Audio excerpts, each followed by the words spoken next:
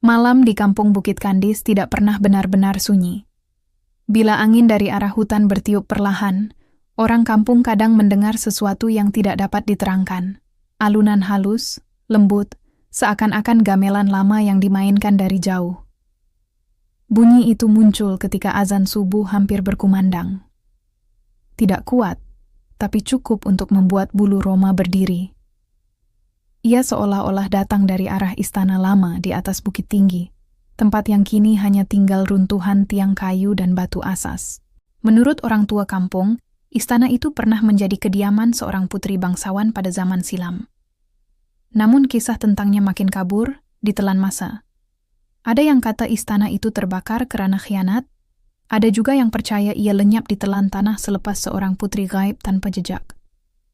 Sejak itu, setiap kali subuh menjelang, bunyi gamelan konon kedengaran, seolah-olah mengiringi roh yang tidak tenang.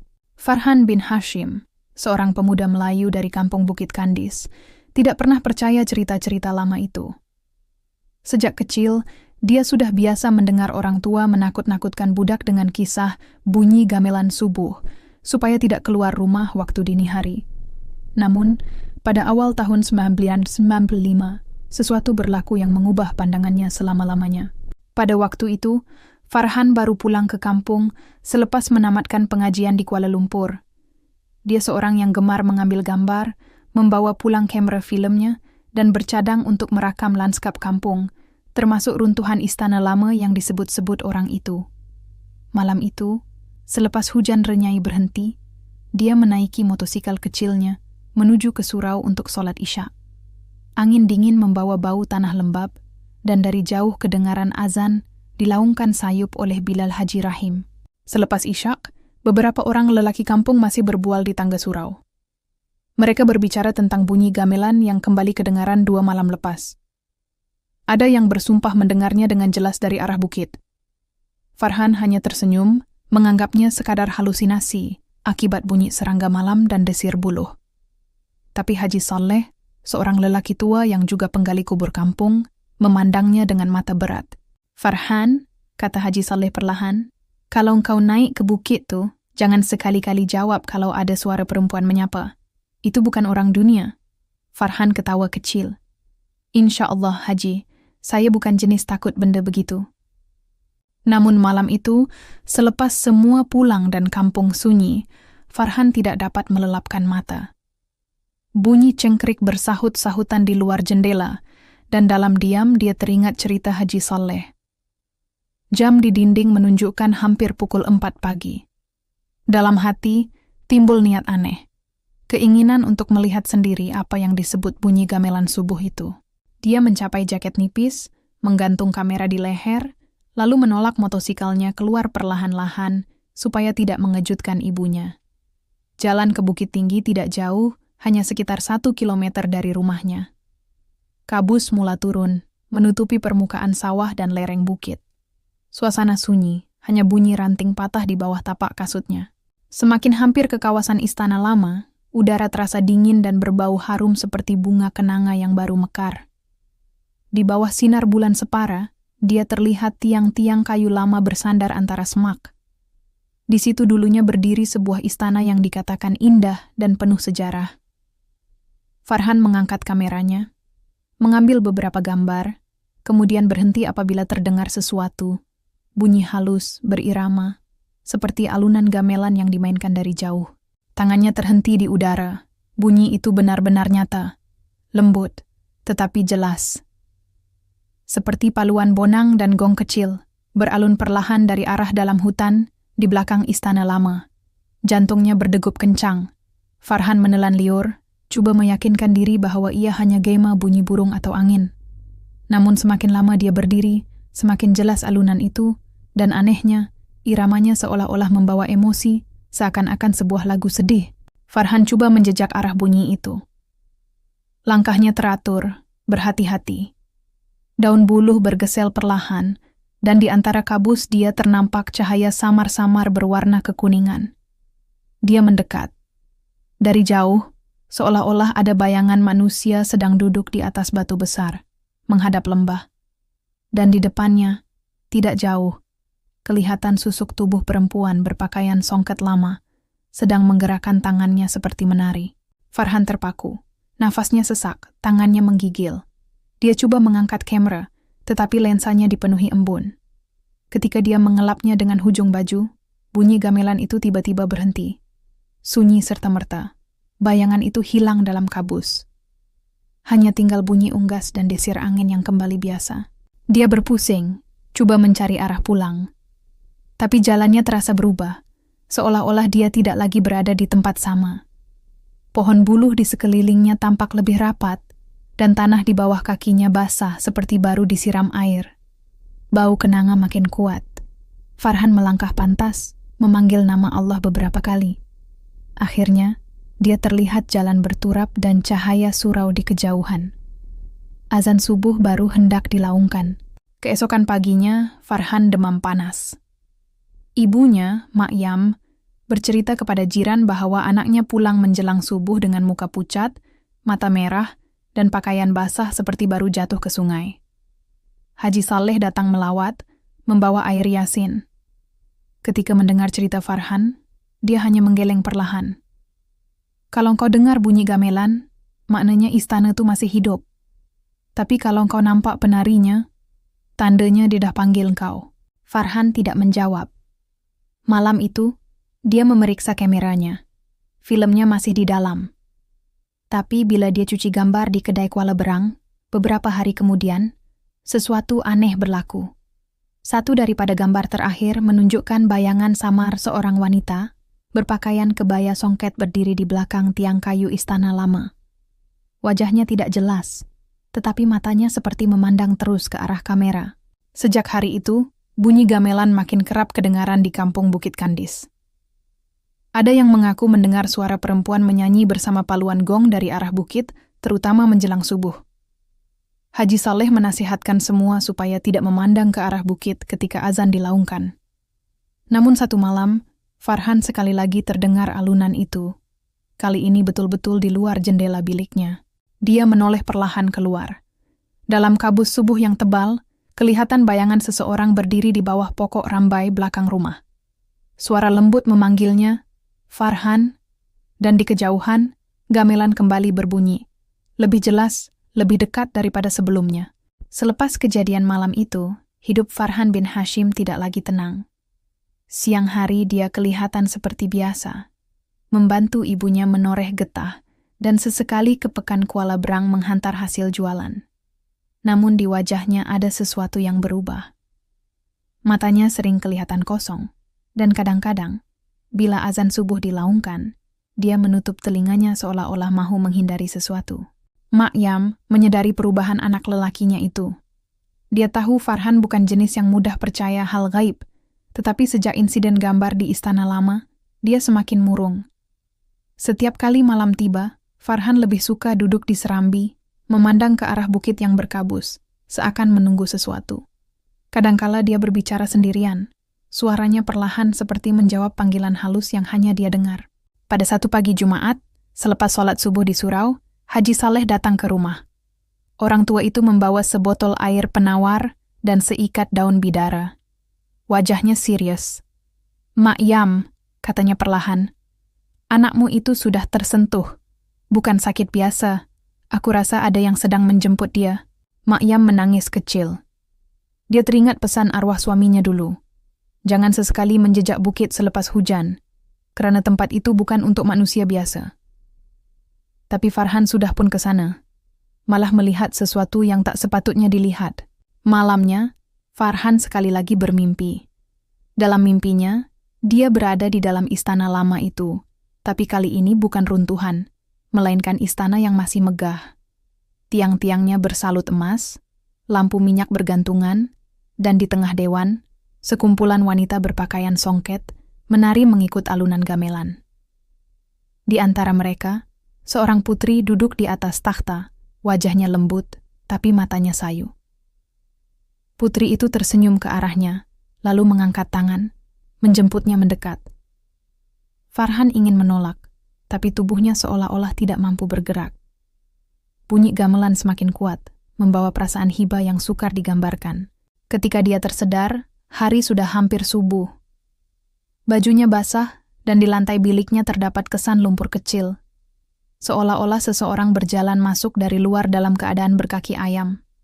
Dia terhidu bau kenanga yang kuat, sama seperti malam pertama dia ke bukit itu. Beberapa hari kemudian, berita tersebar di kampung bahwa suara gamelan kedengaran lagi. Kali ini bukan sahaja di Bukit Tinggi, tetapi juga berhampiran surau. Ramai yang resah. Imam muda kampung, Ustaz Razali, memutuskan untuk mengadakan bacaan Yasin dan doa selamat di surau pada malam Jumat berikutnya. Malam itu, hampir seluruh penduduk lelaki hadir. Lampu surau dipasang terang, dan azan isyak dilaungkan dengan penuh semangat. Farhan juga hadir, duduk di saf belakang. Ketika bacaan Yasin bermula, angin malam berhembus lembut, membawa bau bunga. Beberapa jemaah saling berpandangan. Ada sesuatu yang aneh dengan angin itu. Dan tiba-tiba, di tengah-tengah bacaan, kedengaran paluan halus seperti bonang bergema dari jauh. Semua terdiam. "Teruskan baca," seru Ustaz Razali dengan suara tegas. Namun paluan itu semakin kuat, disertai bunyi gong yang dalam dan perlahan. Suasana menjadi berat, seolah-olah udara di dalam surau berubah menjadi pekat. Haji Saleh memandang ke arah pintu surau. Daun pintu bergetar sedikit seperti ditiup angin dari luar. Tiba-tiba, Farhan bangun. Wajahnya pucat, matanya tidak berkelip. Dia melangkah ke pintu surau dengan langkah perlahan, seolah-olah dipanggil oleh sesuatu. Ustaz Razali menjerit menahannya, namun sebelum sempat mereka menghampiri, Farhan sudah melangkah keluar ke halaman. Seketika kemudian, bunyi gamelan itu berhenti, dan hanya kedengaran azan subuh dari jauh, padahal waktu subuh belum tiba. Penduduk kampung berlari mencarinya, namun Farhan hilang tanpa jejak. Hanya tinggal kesan tapak kaki basah menuju ke arah Bukit Tinggi. Mereka menunggu hingga pagi, tapi Farhan tidak kembali. Keesokan harinya, Ustaz Razali, Haji Saleh, dan beberapa lelaki kampung mendaki bukit. Kabus masih tebal, dan tanah berembun. Bila mereka sampai ke kawasan istana lama, terlihat kesan seperti tanah baru digali di tengah-tengah tapak istana. Di situ, di atas batu besar, ada bunga kenanga berserakan. Di sisi batu itu, mereka menemui kamera Farhan, masih terletak di dalam beg lusuhnya. Film di dalam kamera itu kemudian dicuci di kedai gambar Kuala Berang. Hampir semua gambar kabur, kecuali satu. Image samar-samar sekumpulan wanita menari dalam cahaya lembut. Dan di tengah-tengah mereka, kelihatan Farhan berdiri dengan wajah tenang, seolah-olah turut serta dalam tarian itu. Sejak hari itu, bunyi gamelan tidak lagi kedengaran di kampung Bukit Kandis. Bukit Tinggi kembali sunyi, hanya sesekali diselubungi kabus pekat menjelang subuh. Namun setiap tahun, pada malam Jumat terakhir bulan Rejab, beberapa orang kampung mendakwa terlihat cahaya berkelip di puncak bukit, dan terdengar alunan gamelan yang sangat perlahan. Cukup untuk membuat hati yang mendengar bergetar pilu. Haji Saleh kini jarang keluar rumah. Bila ditanya tentang Farhan, dia hanya berkata, dia tidak hilang. Dia sudah dijemput. Dan mungkin, dia kini menari di tempat yang kita takkan pernah sampai. Dan di waktu subuh, bila angin dari arah bukit bertiup membawa harum kenanga, orang tua kampung akan berbisik sesama mereka. Putri Bukit Tinggi sudah menari lagi. Subuh yang tenang di kampung Bukit Kandis kadangkala terasa seperti menahan nafas. Angin lembut dari arah hutan menyentuh pucuk buluh, dan bau tanah selepas embun mengingatkan orang kampung bahwa ada sesuatu yang sedang memerhati dari balik kabus. Sejak malam Farhan bin Hashim hilang dipanggil alunan gamelan, kawasan Bukit Tinggi kelihatan lebih redup daripada biasa, seolah-olah bayang-bayangnya memanjang hingga ke halaman rumah orang. Pada minggu-minggu pertama, orang kampung masih berkumpul di surau setiap malam Jumat.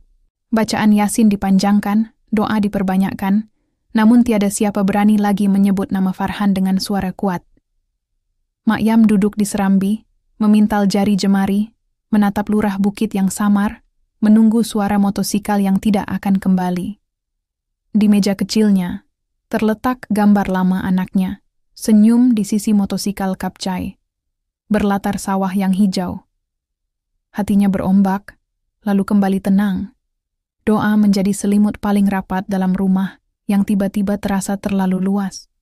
Haji Saleh, seorang lelaki Melayu tua yang menjadi penggali kubur kampung itu, jarang tidur lena. Wajahnya berkerut, namun suaranya tetap lembut bila menegur sesiapa di tepi jalan tanah merah yang menghubungkan rumah-rumah kayu ke arah jalan utama, Ajil Kuala Berang. Bila angin bawa bau bunga di subuh, katanya pada satu pagi, itu tandanya ada yang menunggu salam. Orang yang mendengar akan tunduk, menyebut nama Allah dalam hati. Di kampung ini, salam bukan sekadar sapaan manusia.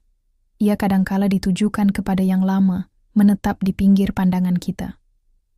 Ustaz Razali, imam muda yang juga orang Melayu tempatan, cuba menjaga hati semua. Dia tidak menyukai cerita meleret tentang makhluk halus, tetapi dia mengakui bahwa ada perkara yang melangkaui fahamannya. Sejak kejadian di Surau, dia membuka kitab-kitab lama tentang ruqyah dan adab di tempat lama yang berbaki bau istana. Ustaz menangkap satu kalimat yang berulang dalam catatan orang tua. Jangan mudah menamakan sesuatu, apatah lagi mengajaknya pulang. Pada suatu petang selepas asar, ketika langit memerah dan bunyi unggas baru bangun di tepi Huma, seorang wanita dari kampung sebelah datang. Namanya Siti Maryam binti Daud, seorang wanita Melayu dalam lingkungan 40 tahun. Tukang anyam tikar mengkuang yang terkenal dengan senyumannya yang halus. Dia membawa sebuah bungkusan kain batik, diselitkan bunga kenanga yang sudah kering, dan meminta bertemu Haji Saleh serta Makyam. Di serambi rumah, Siti Maryam membuka bungkusan itu.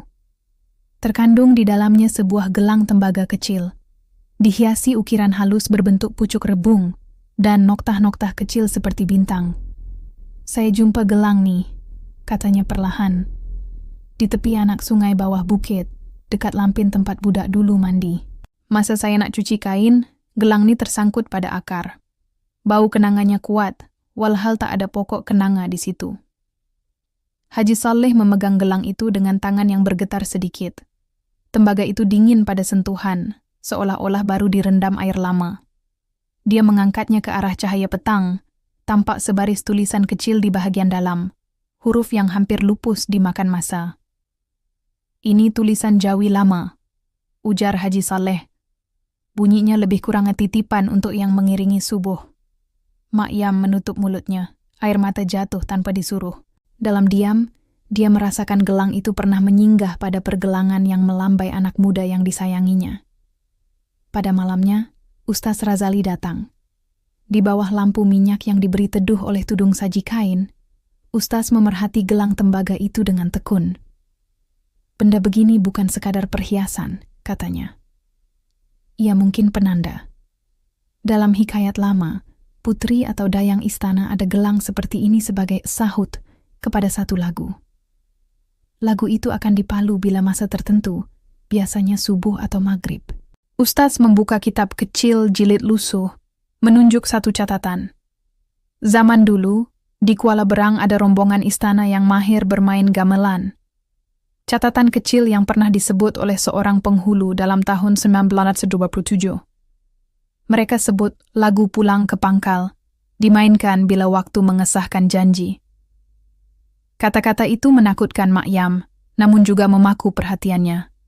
Haji Saleh pula memejam mata sebentar, seolah-olah mengimbas sesuatu yang pernah didengarnya ketika kecil daripada datuknya.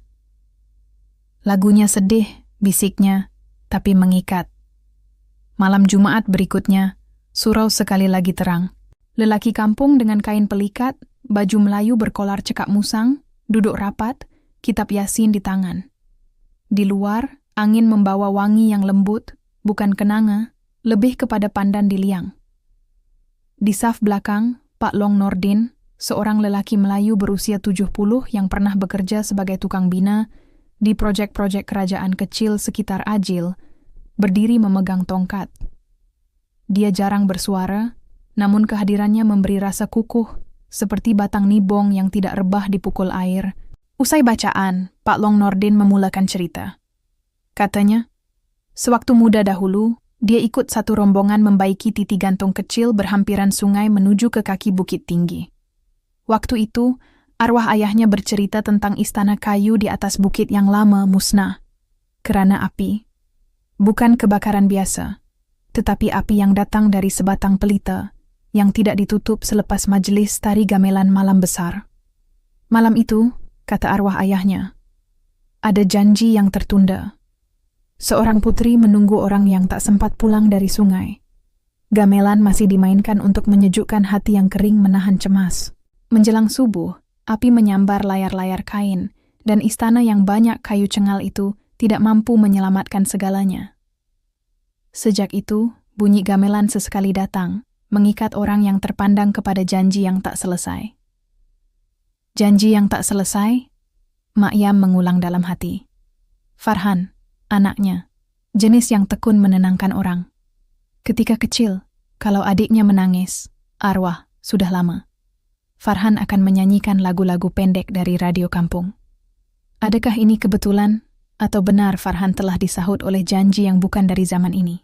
Keesokannya, selepas zuhur, Cikgu Halim bin Sidek, seorang guru sejarah Melayu di Sekolah Menengah Kuala Berang, dan juga orang Melayu setempat, datang membawa kotak kayu kecil. Kotak itu diperolehnya dari stor sekolah, sumbangan lama yang tidak sempat disusun ke dalam perpustakaan. Di atasnya tertulis dengan kapur, Catatan Istana Bukit Tinggi, salinan lama. Di dalamnya ada beberapa helai kertas nipis berwarna kekuningan, tulisan Jawi halus, dan satu helaian peta tangan yang menunjukkan kedudukan pelantar Dewan Tari, sumur, serta lorong bawah tanah yang menuju keluar ke arah sungai. Lorong bawah tanah? Mata Haji Saleh tertumpu di situ. Pada peta yang agak kabur itu, kelihatan garis halus melencong ke arah rumpun buluh di sebelah timur bukit, keluar ke tebing anak sungai yang kecil, tetapi dalam pada musim hujan. Di hujung garis, ada tanda kecil bertulisan, Pintu Nafas. Pintu nafas, Cikgu Halim menyebut, mungkin laluan penyelamat jika istana terbakar, atau tempat dayang-dayang turun menyiram kain-kain gamelan. Kalau benar begitu, ujar Ustaz Razali, disitulah mungkin gelang ini jatuh. Dan mungkin, disitulah laluan yang digunakan sesuatu untuk keluar masuk, membawa lagu kepada yang dipilih. Menjelang petang, mereka berlima, Haji Saleh, Ustaz Razali, Cikgu Halim, Pak Long Nordin, dan Siti Maryam, berjalan menuju lereng timur bukit. Mereka semua orang Melayu kampung yang membesar dengan adab tanah sendiri, dan masing-masing ada cara mengambil wuduk pendek di tepi surau sebelum melangkah. Langit mula bertukar warna tembaga, kawanan burung kecil membuat lingkaran di atas puncak, dan daun buluh berkelip-kelip memantul cahaya terakhir matahari. Di lokasi yang ditunjukkan peta, mereka menemui sesuatu yang tertimbus separuh. Seakan-akan susunan batu kecil membentuk pautan seperti bibir.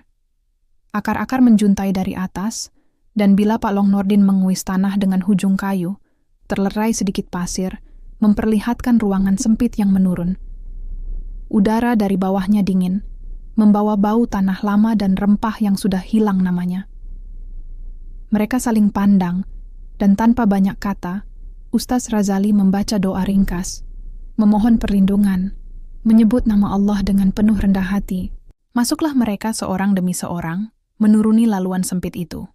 Dindingnya lembab, kaki terasa licin, dan bunyi air menitis mengisi ruang.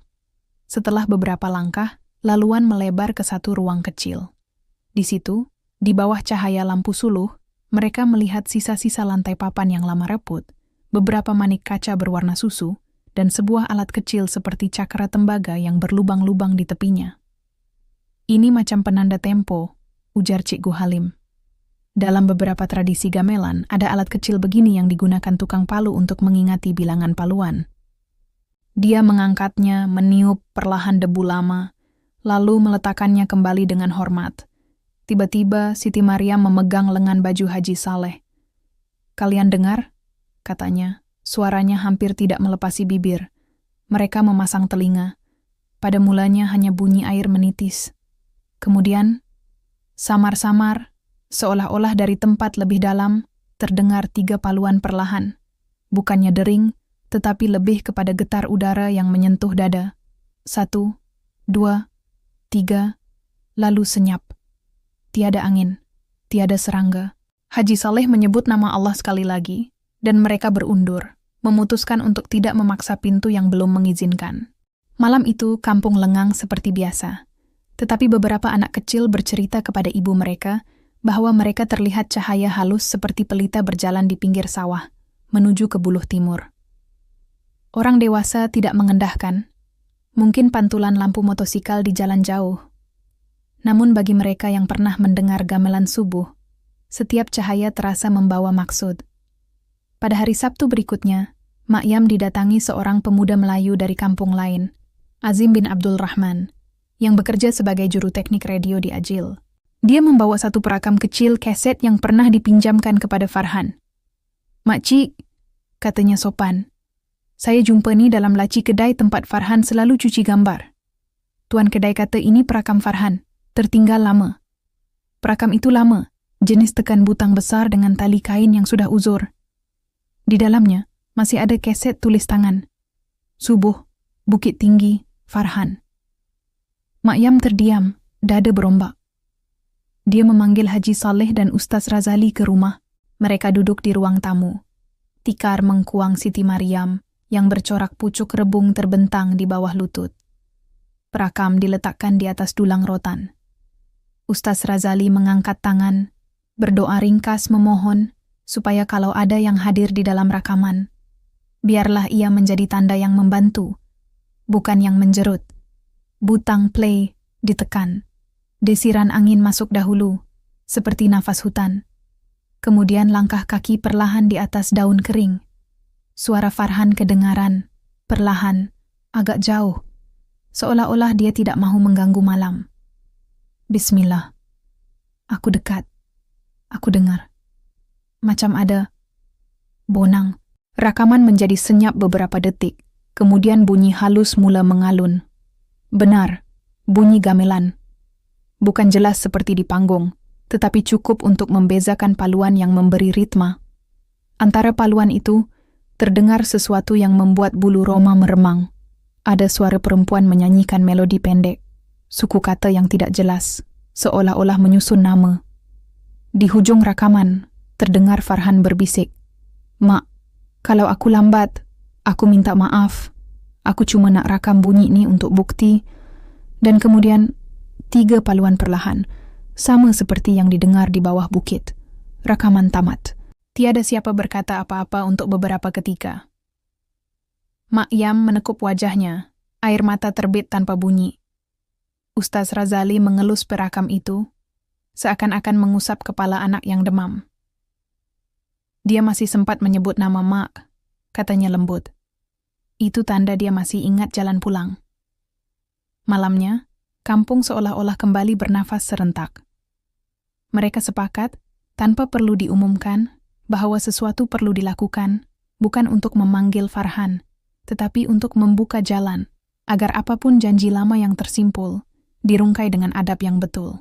Ustaz Razali mencadangkan mereka melakukan bacaan tahlil di laman Istana Lama waktu hampir subuh dengan menjaga batas.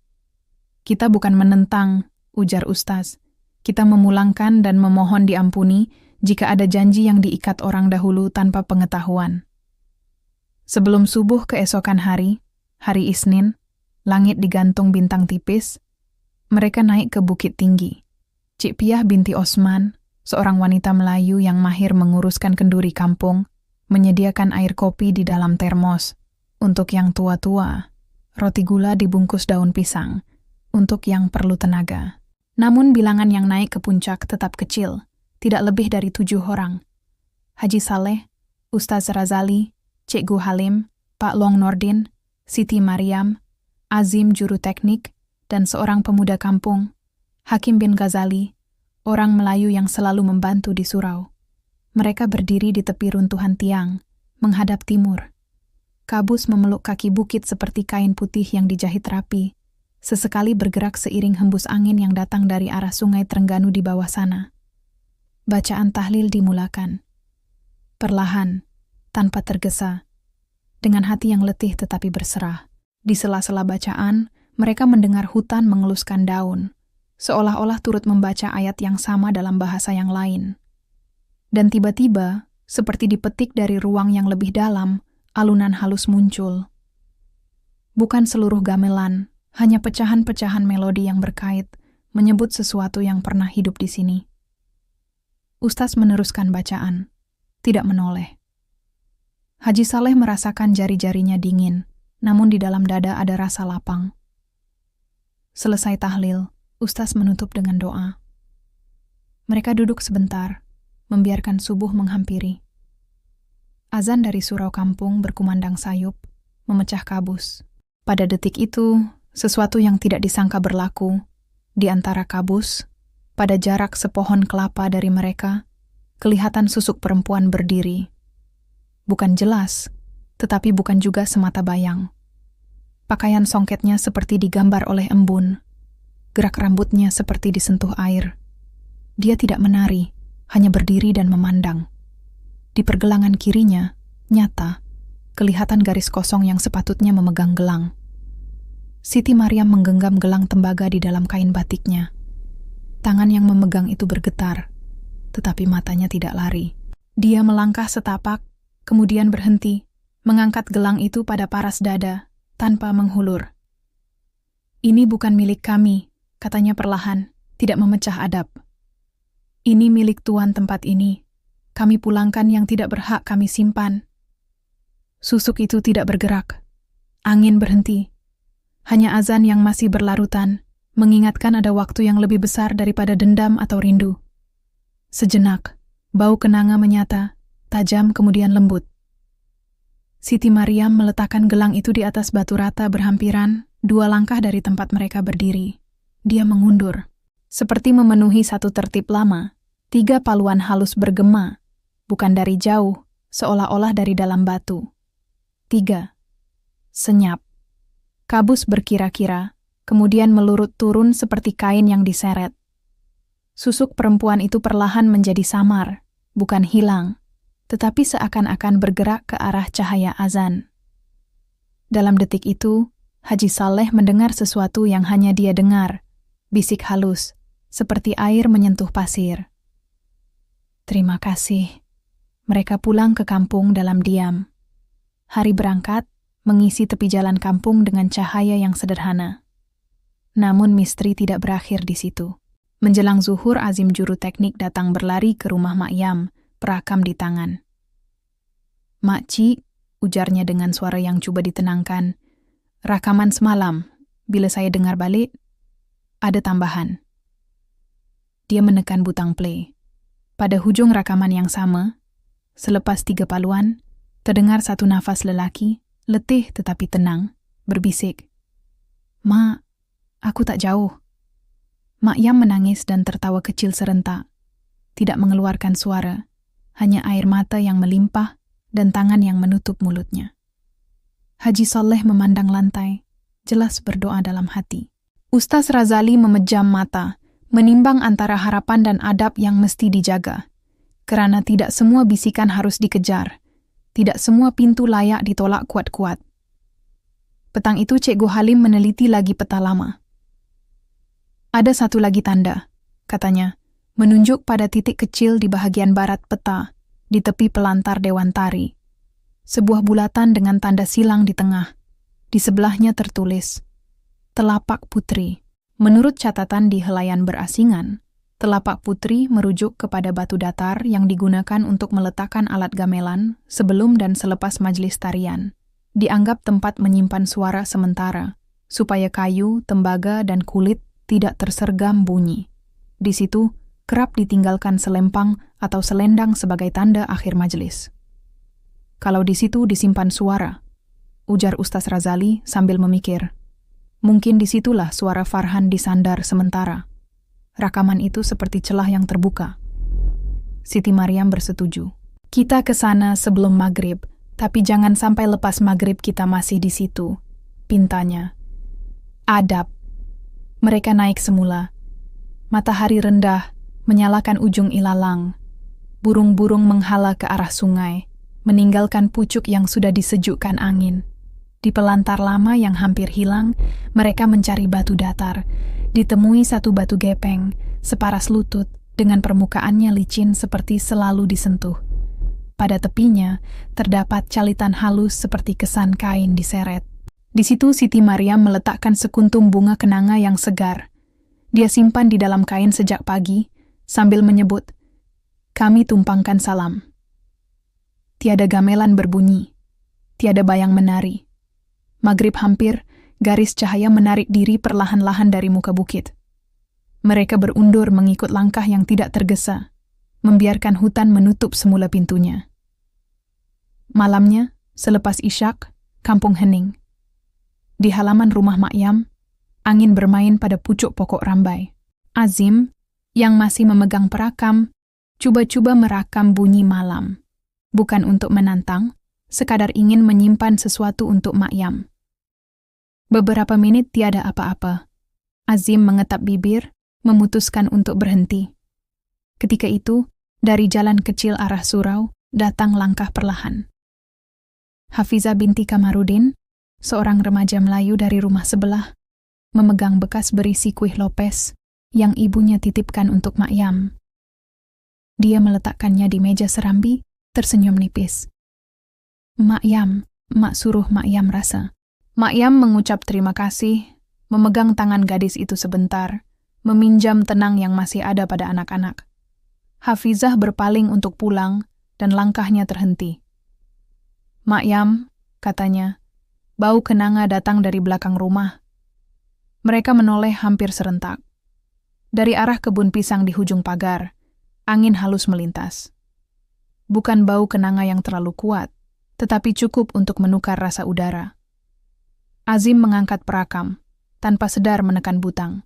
Dalam desis malam, setelah beberapa detik, bunyi yang tidak disangka menyusul. Bukan gamelan, bukan nyanyian, hanya suara lelaki yang sangat rapat, berbisik sungguh-sungguh, seolah-olah mulutnya menyentuh jaring-jaring halus udara di hadapan mereka. "Mak." Suara itu bukan sekadar rakaman. Ia hadir di halaman, di antara pohon rambai dan pangkin kayu. Mak Yam memegang dada, kaki mahu melangkah tetapi lututnya bergoyang. Haji Saleh mengangkat tangan. "Kalau kau Farhan, anak Mak Yam, pulanglah sebagai manusia, jangan sebagai bayang. Kalau bukan, jangan meminjam nama." Udara menjadi berat, kemudian ringan semula, dan bau kenanga susut, diganti bau tanah basah selepas disiram. Malam berakhir begitu sahaja, tanpa jawaban. Namun pada keesokan paginya, sesuatu yang lebih nyata menggugah semua. Di surau, sebelum subuh, Bilal Haji Rahim, seorang lelaki Melayu yang sejak lama melaungkan azan kampung itu, terlihat sesuatu terselit di celah daun pintu. Sehelai selendang songket lama, basah embun, dengan hujungnya dijahit benang emas halus. Di satu sudut kecil, ada jahitan 3 titik berjajar, seperti 3 paluan yang selalu mereka dengar. Selendang itu tidak berbau kenanga. Ia berbau matahari yang belum terbit. Berita sampai ke rumah Mak Yam. Dia menggenggam hujung selendang itu dengan lembut, seperti memegang tangan bayi. Di sudut lain selendang, ada bekas kecil seperti noda yang pernah bersandar pada tembaga, mungkin bekas gelang. Ustaz Razali memandang Haji Saleh. "Ini bukan lagi sekadar tanda, Haji. Ini jemputan atau pulangan. Kita mesti pilih adabnya." Hari itu panjang, namun malam menjelang juga. Di lereng bukit tinggi, hutan menahan suaranya, menunggu. Orang kampung tidak lagi bercerita di kedai kopi. Mereka memilih berbisik di serambi masing-masing, sambil mata mereka melilau ke arah bukit yang kelihatan seperti rumah yang ingin mengatakan sesuatu, tetapi belum sanggup. Dan pada dini hari, ketika jam kampung, yang diselaraskan mengikut azan surau, menghampiri 4 pagi, kabus turun bukan seperti biasa. Ia turun lebih pekat, lapis demi lapis, disisip angin yang menolak lembut seperti tangan yang mahu membuka tirai.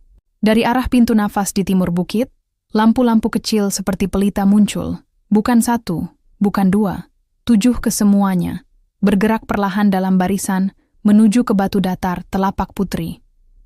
Di kampung, beberapa rumah yang cermat menyimpan sunyi, mendengar sesuatu yang menyentak memori. 3 paluan halus, diulang sekali, lalu sekali lagi, seolah-olah meminta sahut. Di serambi rumah Mak Yam, selendang yang diletak semalam bergetar sedikit, Walau angin tidak terasa.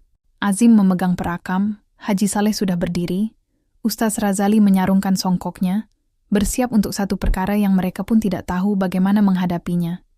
Di sebalik tirai kabus, suara lelaki yang mereka cari entah berapa lama, datang terlalu dekat, menyeberangi ruang yang tidak sepatutnya diseberang. "Mak, jika subuh ini kau dengar aku, jangan cari aku di bukit. Cari aku di air."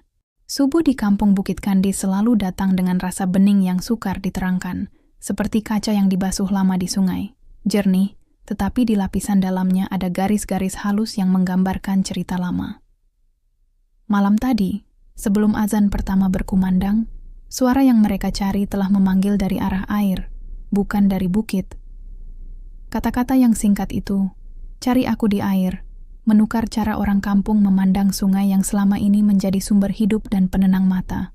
Air yang menyejukkan sawah, yang membawa ikan lampam ke periuk asam pedas, tiba-tiba menjadi medan rahasia yang menahan sesuatu di bawah permukaannya.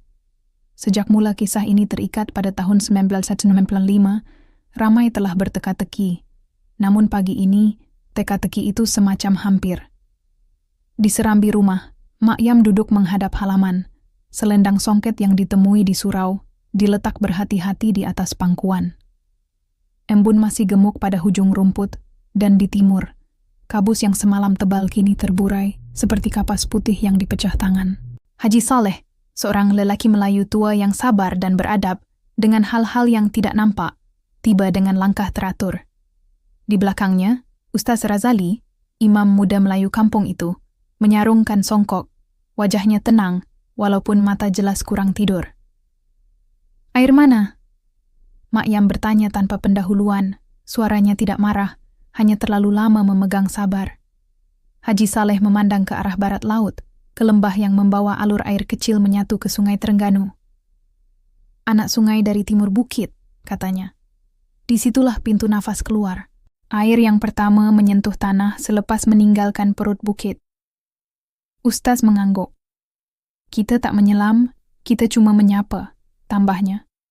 "Kita tidak menuntut, kita memulangkan." Mereka bertiga bergerak pelahan ke arah lereng timur. Azim bin Abdul Rahman, juru teknik radio Melayu, yang sejak semalam membantu dengan perakamnya, menyusul, membawa baldi kecil dan kain putih. Siti Maryam binti Daud, wanita Melayu penganyam tikar dari kampung sebelah, datang dengan seikat daun pandan dan sehelai kain batik usang yang disimpannya sebagai kain penutup bekas air. Di celah bulu, Hakim bin Ghazali, pemuda Melayu yang selalu mengemas surau, menunggu dengan lampu suluh yang masih terpegang walaupun pagi sudah terang. Kebiasaan waktu gelap sukar ditinggalkan. Anak sungai itu bukan lebar, cuma selebar 3 depa lebih pada musim biasa. Beningnya menampakkan batu-batu licin dan rumpai air yang melambai-lambai. Di tebing, bungkusan akar-akar mendarat, menjadi jari-jari yang memegang tanah. Air bergerak dengan suara yang kecil tetapi tetap, seperti seseorang membaca ayat pendek berulang-ulang tanpa lelah. Di tempat itulah dahulu mereka menemui bibir lorong yang disebut pintu nafas. Mulut tanah yang sempit, menyuara kesejukan ke pipi orang yang mendekat. Mereka berdiri di tepi, tidak memijak air. Ustaz Razali mengangkat tangan, menyebut nama Allah dengan panjang yang lembut, memohon agar apa yang di bawah sana tidak terganggu oleh keangkuhan manusia. "Kami datang sebagai orang lalu," katanya. "Kami tidak menuntut hak. Jika ada yang kami pegang tanpa izin, kami pulangkan. Jika ada nama yang kami panggil tanpa adab, kami mohon diampuni." Angin dari arah air menyentuh hujung kain selendang di pangkuan Mak Yam. Selendang itu bergetar sedikit, tidak karena angin semata, seolah-olah ada nafas lain yang menumpang bergerak. Siti Maryam menggenggam daun pandan. Harumannya menyatu dengan sejuk air, bukan menenggelam, hanya mengimbangi. Azim meletakkan perakam di atas batu rata, butang rekod dibiarkan terbuka, karena jika ada perkara yang harus didengari semula, biarlah ia tidak hanya bergantung pada ingatan manusia yang mudah gemetar. Pada mulanya, tiada apa-apa selain belai air. Kemudian, dalam sela-sela arus, terdengar bunyi halus, bukan gamelan, bukan bonang, tetapi pertembungan lembut antara sesuatu yang berongga dengan air. Seperti piring kecil tembaga digerakkan pada dasar, mengeluarkan getar yang tidak berbunyi di telinga, tetapi terasa di tulang. Haji Saleh memandang ke permukaan yang memantulkan langit pagi. Buih-buih kecil muncul dari satu titik, bukan di tengah, tetapi di bawah naungan akar yang terjuntai. Buih itu tidak naik dengan cemas. Ia muncul seperti putik kata yang mencari tempat untuk meletakkan maknanya. "Jangan dekat," kata Ustaz perlahan, lebih kepada dirinya sendiri. Air menyimpan bayang dengan caranya. Dalam detik berikut, sesuatu yang tidak disangka berlaku. Permukaan air bergetar, bulat-bulatnya pecah dalam corak yang terbaca. 3 gelombang kecil, berekor pendek, bergerak ke tebing. 3, seperti paluan yang selalu mereka dengar. Dan di celah getar itu, suara muncul. Bukan keluar dari air seperti bunyi dilempar dari bawah, tetapi muncul di kepala mereka, menyatu dengan bunyi air sehingga sukar dibezakan. "Mak," suara itu memanggil, dekat dan jauh serentak. "Jangan galak mencari aku di tempat kering. Aku di sini, di air yang memegang janji." Mak Yam menunduk, menahan tubuhnya yang mahu jatuh terduduk. "Farhan," sebutnya dalam hati dan bibir yang bergerak kecil. "Anak, kalau engkau dengar, baliklah dengan tubuh." Suara itu tidak terus menyahut. Air seolah-olah menarik nafas yang lain. Kemudian, bukan suara lelaki yang menjawab, tetapi melodi halus, pendek, yang seperti ditarik dari pinggir telinga. Sepotong lagu. Ia tidak lengkap, tetapi cukup untuk membuat bulu roma berdiri. Siti Maryam menutup mata. Dia seperti pernah mendengar melodi itu dalam mimpi kecilnya yang terlupa. Pak Long Nordin, lelaki Melayu tua yang jarang bersuara, tetapi muncul perlahan dari belakang rumpun buluh. Berdiri memaku tongkatnya ke tanah lembut. "Itu lagu pulang ke pangkal," bisiknya. Lagu akhir majlis, sebelum pelita ditutup. "Pelita tidak sempat ditutup," sambung Haji Saleh, mengingat cerita lama. "Dari itulah api datang." Mereka berdiri lama, membiarkan air bercakap dengan bahasanya. Pada satu ketika, di bawah permukaan yang jernih, seolah-olah ada kain yang bergerak perlahan. Bukan karena arus, tetapi seperti ditarik tangan yang tidak kelihatan. Selendang songket di pangkuan Mak Yam turut menggerak, hujungnya jatuh ke sisi. Azim memerhati jarum masa pada perakam. Pita berpusing, pita menyimpan. "Kalau ada," katanya dalam hati, "biar suara ini menjadi saksi yang baik." Di atas air, gambaran yang lain muncul. Bukan jelas, tetapi cukup untuk membuat nafas tertahan. Wajah seorang perempuan, bukan dari dunia mereka, terbentuk dari biasan cahaya yang bergoyang. Pipi halusnya seolah-olah diukir air, matanya sayu, redup, tetapi tidak ganas. Itu bukan senyum yang mengajak, bukan juga pandang yang mengikat. Itu pandang yang memohon, yang lama menunggu sesuatu yang patut kembali. Di pergelangan halusnya, terlihat bekas kosong. Tempat gelang pernah duduk, kini tidak lagi. Ketika wujud air itu menyentuh garis cahaya, melodi pendek itu berulang sekali lagi. Lalu ada suara halus yang lain, perempuan, rapuh tetapi bening. "Janji belum pulang." "Janji siapa?" Ustaz bertanya, bukan menuntut, hanya mahu faham. "Janji orang muda yang berhutang salam," jawab suara itu, hampir tidak bergetar. "Masa menyambar kami sebelum salam sempat ditutup. Sejak itu, lagu kami mengikat sesiapa yang mendengar tanpa salam." Haji Saleh menelan liur yang terasa berat. "Farhan tidak lupa salam," katanya perlahan, setia kepada ingatannya. Dia anak yang beradab. Dia menyebut nama ibunya. Dia menyebut nama Allah. Jika dia tersangkut, maka bukan karena sombong. Air tidak mempersalahkan. Getar kecil pada permukaan meregang, kemudian jatuh. Dalam jeda tenang itu, suara lelaki kembali, lebih dekat, lebih manusia. "Mak, aku ikut lagu sebab aku mahu bawa pulang buktinya. Aku tahu ini bukan urusanku, tetapi aku fikir, kalau orang kampung lihat bukti, tak ada lagi teka-teki. Aku lupa. Bukti tidak perlu memaksa pintu yang orang tua telah ajar jangan dibuka. Aku minta maaf, Mak." Mak Yam mengesat air mata yang mengalir tanpa henti. Dia tidak menyalahkan, tidak merayu melampau. Dia memegang selendang yang dipulangkan malam semalam, mencium hujungnya, dan membisikkan sesuatu yang hanya seorang ibu dan anaknya tahu. Ustaz Razali mengangguk kecil, seperti menyetujui percakapan halus yang tidak perlu didengar orang lain. "Kalau begini, apa yang kita perlu lakukan?" tanya Siti Maryam, suaranya menahan getar. "Janji siapa yang patut dipulangkan? Bagaimana lagu mahu dilepas?" Cahaya pagi meningkat. Burung-burung kecil memetik udara. Menokok-nokok tidak nampak pada permukaan sungai. Cikgu Halim bin Sidek, guru sejarah Melayu tempatan yang sudah membaca peta lama, muncul perlahan dari lorong sempit dengan kotak kecil di ketiak. "Saya bawa satu benda," katanya. Nafas sedikit tercarik kerana berjalan deras.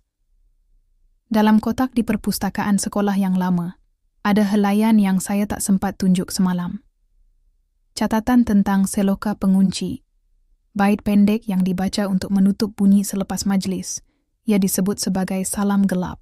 Cikgu Halim membuka kertas yang rapuh hati-hati. Tulisan Jawi lama tercetak condong ke kanan, menggunakan istilah yang setengahnya telah berubah bunyinya di lidah hari ini. Dia mengeja perlahan, takut tersilap. Baitnya bukan mantera yang menuntut, tetapi susunan salam yang memulangkan milik kepada tempatnya. Ustaz Razali mendengar sepatah demi sepatah, kemudian mengangguk. Ini bukan memanggil. Ini memulangkan.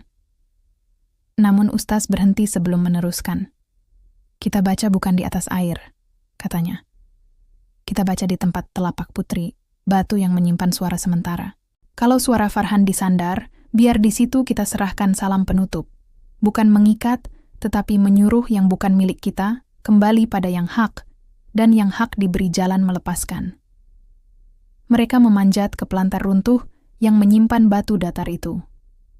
Matahari naik, menolak kabus ke bawah bukit, memudarkan garis-garis lama. Batu itu sejuk, licin, dan di tepinya, bekas calitan halus seperti roda kecil melakukan perjalanan memanjang.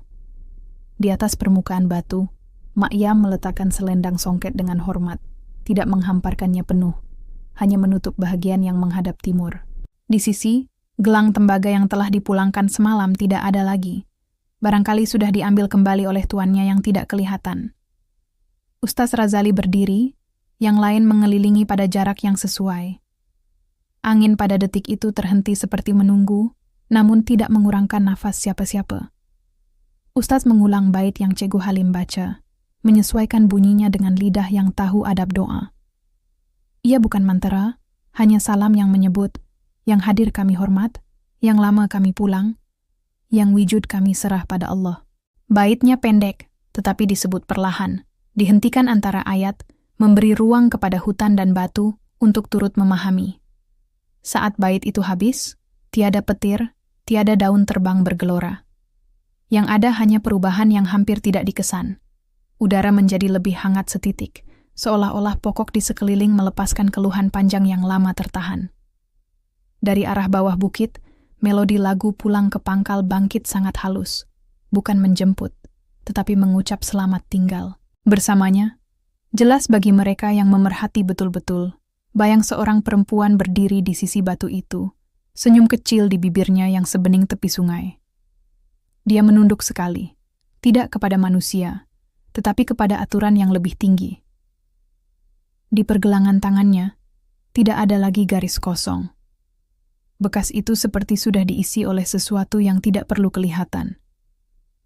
"Putri," sebut Haji Saleh tanpa suara, hanya di hati. "Kalau janji Tuan sudah pulang, lepaskanlah anak kami." Jawaban datang bukan dalam bentuk kata.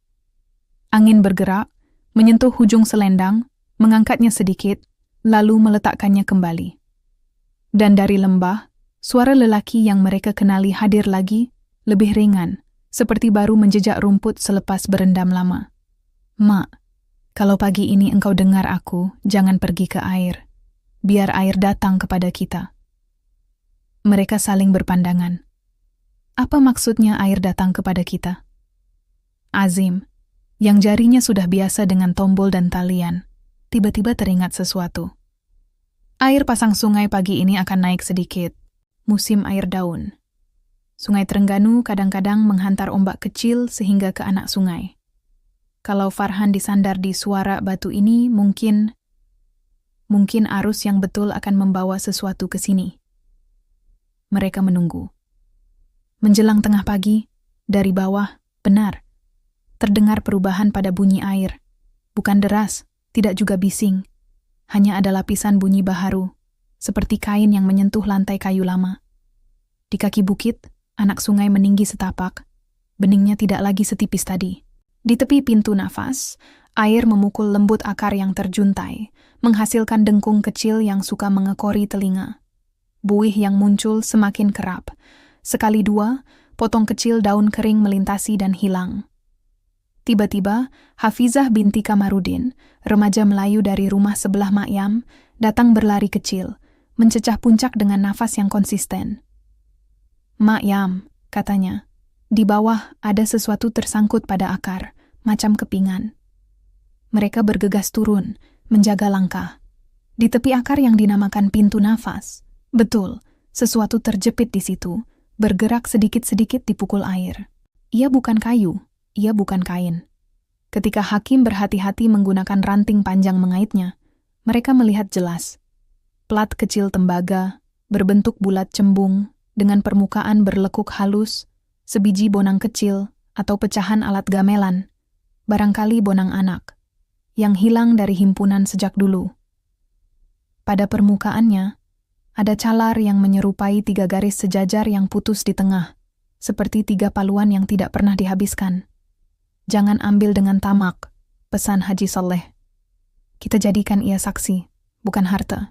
Hakim mengangkatnya ke permukaan air, tidak menyentuh dengan tangan kosong. Dia membiarkan air menitik sehingga jatuh bunyi lembut, seperti alat itu sendiri melepaskan cerita yang dipikulnya. Ketika plat itu diletakkan di atas batu, alunan pendek muncul, bukan dari alat itu, tetapi dari udara sekitar, seolah-olah bunyi melantun dari benda yang akhirnya kembali menyentuh dunia. Makyam berdiri paling hampir. Di antara alunan itu, suara lelaki yang mereka kenal datang lagi, tidak lagi jauh. "Mak, kalau alat ini kembali, jalan aku pun kembali." "Di mana engkau, Farhan?" tanya Makyam. Kali ini bibirnya menyebut kuat, walaupun suaranya masih lembut. Jawaban tidak muncul di telinga. Ia muncul pada badan air. Di permukaan yang kekal tenang, sepotong bayang manusia, lelaki muda, timbul sekejap, bukan seperti wajah, tetapi seperti garis yang cukup untuk mengingat cara seseorang berdiri ketika menunggu. Bahu sedikit condong ke kanan, tangan kiri memegang tali kamera, habit kecil Farhan yang selalu menangkap mata ibunya. Lalu garis itu hilang, bukan karam, hanya diluncurkan arus ke bawah tebing, seperti dijemput sesuatu yang lebih besar. "Dia masih dipegang," kata Ustaz perlahan. "Putri sudah memulangkan yang miliknya, namun air pula menyimpan janji yang terikat atas nama lain." "Nama siapa?" Cikgu Halim bertanya, kening rapat. "Kalau bukan Putri, siapa yang menahan?" Pak Long Nordin, yang diam sejak tadi, menegakkan tongkatnya. "Air di sini bukan kosong. Menurut cerita datukku, ketika istana terbakar, bukan semua melarikan diri ke darat. Ada yang menyeberang melalui pintu nafas dan bersembunyi di dalam gua air. Disitulah mereka letakkan alat, bonang, gong, gambang, supaya tidak lebur. Penunggu air menjaga simpanan itu. Bukan jahat, hanya setia. Kalau ada yang menyentuh tanpa salam yang betul, ia akan menyimpan nama si penjejak sebagai cagaran." Mereka tersentak. Jika begitu, Farhan terikat, bukan karena dipanggil putri semata-mata, tetapi karena menyentuh simpanan penunggu air, bukan dengan tangan, tetapi dengan niat mahu membuktikan dan membawa keluar. Niat yang di mata manusia tampak sederhana itu, di alam yang lain, mungkin terbaca sebagai hutang. "Bagaimana salam yang betul?" Siti Maryam bertanya. Pak Long Nordin menghela nafas panjang. "Dalam cerita lama, salamnya bukan kata. Salamnya ialah tidak membawa pulang. Maksudnya, sesiapa yang masuk mendengar, keluar tanpa mengambil. Bila kita pulangkan alat kecil ini ke tempatnya, barangkali cagaran nama itu akan dilepas Mereka berpandangan. Mak Yam menggigil di tangan, tetapi matanya jernih. "Kalau alat ini perlu pulang, aku izinkan," katanya. "Asalkan anakku diizinkan pulang juga, walau hanya sekadar bayang mengucap salam."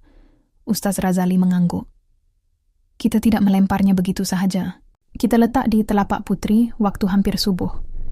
Karena di situ tempat suara disimpan sementara, sebelum dihalakan kemana yang betul. Kita sebut salam kita sebagai orang lalu, kita serah pada Allah yang memegang semua aturan." Hari beredar perlahan. Kampung menjalani rutin. Kopok lekor digoreng di warung kecil. Anak-anak ke sekolah dengan bas yang lewat sedikit dari biasa, kerana tayar pancit di simpang Ajil. Sawah ditinjau ibu-ibu yang menjemur padi. Namun di bawah semua itu, ada tarikan halus ke bukit. Menjelang malam, langit bersih tanpa awan berat, bintang-bintang merah jambu di pinggir horizon. Mereka berkumpul kembali di pelantar runtuh. 9 orang semuanya. Mak Yam, Haji Saleh, Ustaz Razali, Siti Maryam, Cikgu Halim, Azim, Hakim, Pak Long Nordin, dan Bilal Haji Rahim, lelaki Melayu yang melaungkan azan kampung itu, datang atas perasaan bertanggung jawab atas salam yang akan disebut. Bonang kecil yang ditemui tadi dibalut kain putih nipis oleh Siti Maryam. Bukan untuk menyembunyikan, hanya sebagai adab supaya tubuh besi bertemu kain dahulu, bukan batu. Ia diletak di atas telapak putri, betul-betul di titik yang terasa paling dingin. Malam dan subuh berpelukan pada garis halus, udara berdengung dengan hidup yang kecil-kecil. Mereka berdoa ringkas. Bilal menahan suara azannya untuk nanti, tetapi lidahnya sudah basah dengan kalimat yang telah dihafal seumur hidup. Dan pada saat dunia di kampung selalu memegang nafas, 2-3 menit sebelum azan subuh, angin dari lereng timur membawa haruman yang bukan kenanga, bukan pandan, bukan melur. Ia bau air yang lama, bau gua basah, yang tidak ditimpa matahari, bau kain yang disimpan dalam masa yang tidak bergerak. Di atas batu, bonang kecil itu bergetar halus, meskipun tidak disentuh. Getarannya mengeluarkan bunyi yang tidak keras, tetapi cukup untuk mengisi ruang antara dada dan tekak. Ting, ting, ting. 3 kali. Kemudiannya senyap. Azan subuh berkumandang dari surau. Suara Bilal Haji Rahim, yang sudah lama menjadi tali yang mengikat bangun dan sujud kampung ini, naik merentas bukit. Pada lafaz Allahu Akbar yang kedua. Sesuatu yang ditunggu turun seperti burung yang mencari dahan. Dari pintu nafas, kabus air terangkat kecil, bergerak dalam garis halus menuju ke batu. Pada saat ia menyentuh bonang kecil itu, bunyi lembut menyelinap, bukan bunyi yang dihasilkan oleh palu, tetapi bunyi melepaskan, enggah, panjang, lalu menghilang. Di bawah bukit, air seolah menghentikan kata, kemudian menyambung dengan bahasa yang lain. Pada masa itu suara lelaki yang dikenali menyentuh telinga mereka semua. Bukan melalui udara, tetapi melalui hati. Seperti seseorang berdiri betul-betul di belakang bahu dan berbisik ke dalam tulang. "Mak, jika aku tidak menjejak tanah, jangan panggil aku lagi. Aku pulang sebagai salam." Mak Yam menutup mulut dengan hujung selendang. Air matanya jatuh, bukan karena putus harap, tetapi karena sesuatu yang besar telah dilunaskan. "Anak," jawabnya, "kalau engkau salam, aku sambut. Jika engkau pulang sebagai salam, aku tidak tahan untuk menahan. Aku reda." Pada waktu itu juga, batu di bawah selendang terasa suam seketika, kemudian kembali dingin. Seekor burung kecil, mungkin pungguk yang terlewat pulang, melintas rendah, memecah garis kabus yang tinggal sedikit. Dari arah lebuh di bawah, bunyi motosikal seorang pekerja balak yang berangkat awal menyelit, menandakan dunia tidak berhenti menunggu kisah. Mereka tidak menunggu lagi. Satu persatu mereka turun, menyelesaikan subuh di surau, membiarkan bukit memulangkan diamnya. Tetapi kisah tidak mengusai begitu sahaja. Usai subuh, ketika jemaah bersurai, Cipiah binti Osman, wanita Melayu yang rajin mengurus kenduri kampung, memberi isyarat kepada Mak Yam. "Di tepi telaga surau," katanya, "ada sesuatu." Mereka ke telaga. Di bibirnya yang berlendir hijau lembut, Sehelai foto kecil melekat, basah tetapi masih utuh. Foto itu bukan baharu. Kertasnya menunjukkan tanda lama, tetapi image-nya jelas. Farhan berdiri di pelantar bukit yang lama, senyum sangat nipis, matanya redup ke arah lensa. Di belakangnya tidak kelihatan istana, hanya kabus dan garis buluh. Di sudut bawah foto, tercatat dengan pensel, subuh 1995. Di belakang foto ada bekas calit air dan 3 titik kecil yang disusun sejajar, seperti tanda gamelan yang pernah mengikat. Ini bukan gambar yang kitorang cuci, Azim berbisik, ingatannya pada gulungan film di kedai Kuala Berang. Ini lain. Ustaz Razali memegang foto itu seketika, kemudian menyerahkannya kepada Mak Yam. Ini pulang yang Allah izinkan, katanya. Bukan tubuh, bukan bayang, tetapi tanda yang memadai untuk manusia. Yang selainnya, biarlah kembali kepada jalan yang ia mengerti. Hari melanjut. Kampung kembali kepada bunyi yang biasa. Ayam berkokok memanjangkan cerita sendiri. Periuk di dapur bersiul kecil. 2-3 perempuan muda ketawa di tepi tangga sambil mengikat rambut. Namun di hati mereka yang semalam menunggu di bukit, ada ruang yang kosong tetapi tenang. Kosong yang bukan kekurangan. Kosong yang telah dibuat untuk memberi tempat kepada doa. Malam itu, Mak Yam tidur lebih awal selepas bertahun-tahun, seolah-olah tidak pernah tidur betul-betul. Di sisi bantalnya, selendang songket yang dipulangkan, foto kecil yang ditemui di telaga, dan sehelai kertas yang disalin tangan oleh Cikgu Halim, bait salam gelap yang telah dibaca. Dia menutup lampu minyak, membiarkan rumahnya diselimut bau kayu lama yang tersimpan hujan berulang kali. Entah jam berapa, entah di bahagian malam yang mana, dia bermimpi. Dalam mimpi itu, dia berada di tepi air yang tidak dinamai. Permukaannya gelap seperti kain baldu, tetapi tidak menakutkan. Di seberang, lampu-lampu kecil seperti pelita duduk berturut-turut, jumlahnya tak dapat dihitung, membawa rasa tenang seperti doa yang panjang. Di hadapannya, seorang perempuan berdiri. Wajahnya tidak asing lagi dari hayat siang, tetapi di sini ia lebih nyata.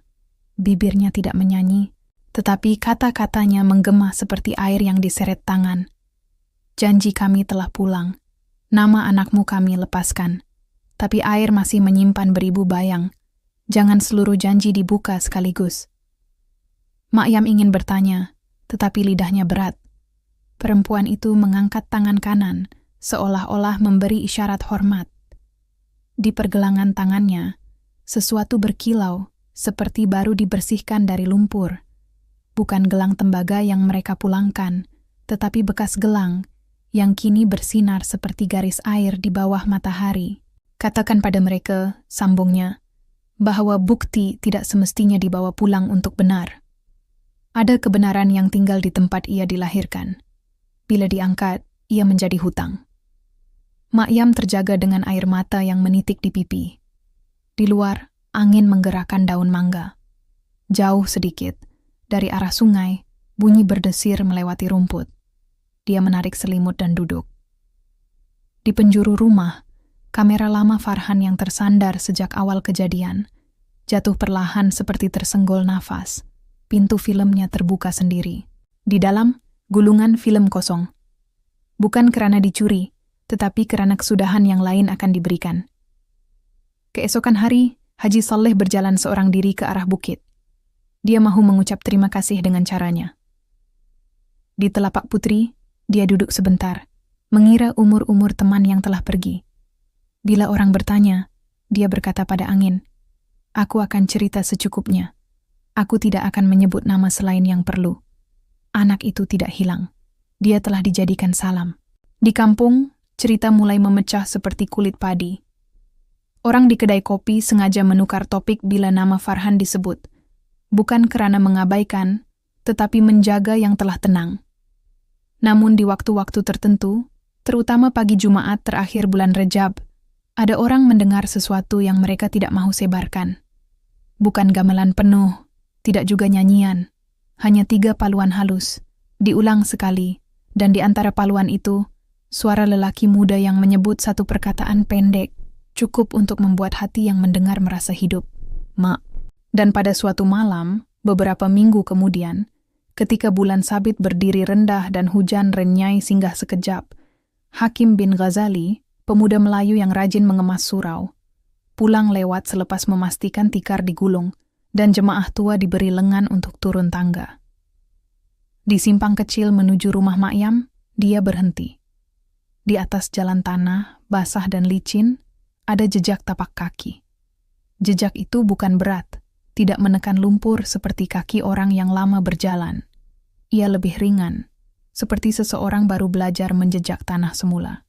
Jejak itu berhenti di hadapan tangga rumah Makyam, kemudian hilang tanpa menyambung naik. Hakim berdiri lama di situ, mengira satu perkara yang dia tidak akan sebut pada sesiapa.